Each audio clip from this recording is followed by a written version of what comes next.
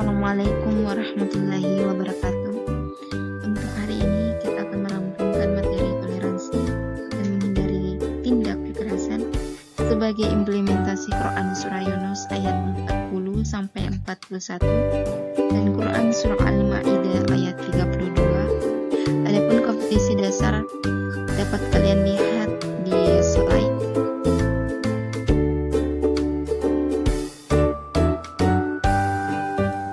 Ada beberapa pertanyaan yang muncul tentang bertoleransi. Salah satunya, kenapa sih kita harus bertoleransi? Jawabannya mudah, karena dengan bertoleransi, kita dapat hidup rukun dan terhindar dari tindak kekerasan demi terlaksananya persatuan dan kesatuan bangsa. Ada juga pertanyaan, dengan cara apa sih kita bertoleransi? Nah, setiap manusia itu dibekali yang namanya hak asasi manusia. Namun, setiap hak asasi yang dimiliki manusia itu dibatasi dengan hak asasi manusia yang lain dengan cara berperilaku saling menghormati dan menghargai perbedaan-perbedaan yang ada, baik itu perbedaan agama, suku, adat, ras, pendapat, dan pemikiran agar terjalin suatu keharmonisan. Materi tentang toleransi ditinjau dari segi etimologi atau bahasa. Toleransi adalah suatu bentuk kesabaran, ketahanan emosional, serta kelapangan dada yang dimiliki seseorang. Secara terminologi atau istilah, toleransi merupakan sikap atau sifat menghargai, membolehkan pendirian seseorang baik itu pendapat, pandangan, kepercayaan, kebiasaan, dan sebagainya yang berbeda dengan pendiriannya. Toleransi akan tercipta bila mana kita menghargai dan menghormati perbedaan yang ada. Di Indonesia, kita terdiri dari berbagai suku, salah satunya suku Mandar, Bugis, Dayak, dan Madura. Dan setiap suku ini harus saling menghormati dan menghargai demi terwujudnya hidup yang harmonis dan rukun. Bukankah perbedaan itu indah? Bahkan dalam lambang negara kita yaitu Bhinneka Tunggal Ika yang dirumuskan oleh Mr. Muhammad Yamin, berbeda-beda tapi tetap satu jua, yaitu Bhinneka Tunggal Ika. Selanjutnya, dalil Quran Surah Yunus 40 sampai 41 yang pernah kita bahas pada pertemuan sebelumnya, yaitu wa minhum may yu'minu bihi wa minhum man la yu'minu bihi. Masih ada yang ingat?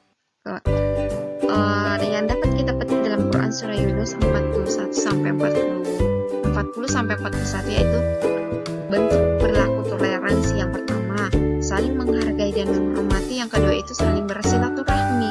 Yang ketiga, membentuk perilaku ukhuwah, baik itu ukhuwah diniyah yaitu ukhuwah dalam beragama, ukhuwah wasaniyah, ukhuwah dalam berbangsa dan bernegara. Kemudian yang keempat itu saling tolong menolong dan bergotong royong. Yang kelima, makan bersama, baik itu berbeda agama kita harus makan bersama tanpa melihat perbedaan yang ada, sehingga memunculkan poin yang keenam yaitu hidup rukun. Materi selanjutnya, menghindari diri dari tindak kekerasan. Tindak kekerasan adalah tindakan agresif dan pelanggaran HAM atau hak asasi manusia dalam bentuk penyiksaan, pemukulan, dan perusakan yang menyebabkan penderitaan individu atau kelompok. Manusia dianugerahi nafsu oleh Allah Subhanahu wa Ta'ala. Oleh karenanya, dari nafsu tersebut manusia dapat merasakan emosi, benci, dan cinta. Dari nafsu tersebut, manusia bisa melakukan persahabatan atau permusuhan. Jadi, yang mengontrol nafsu itu adalah iman. Jadi, yang perlu kita perbaiki itu adalah iman. Jika cinta melahirkan perdamaian dan keharmonisan, maka sebagai umat Islam kita wajib mengedepankan perdamaian dan keharmonisan. Sedangkan benci melahirkan permusuhan hingga tindak kekerasan. Islam melarang perilaku kekerasan terhadap siapapun yang tercermin dalam Quran Surah Al-Maidah ayat 32. Ibu baca potongan ayatnya. Bismillahirrahmanirrahim. Wa man qatala nafsan bighairi nafsin aw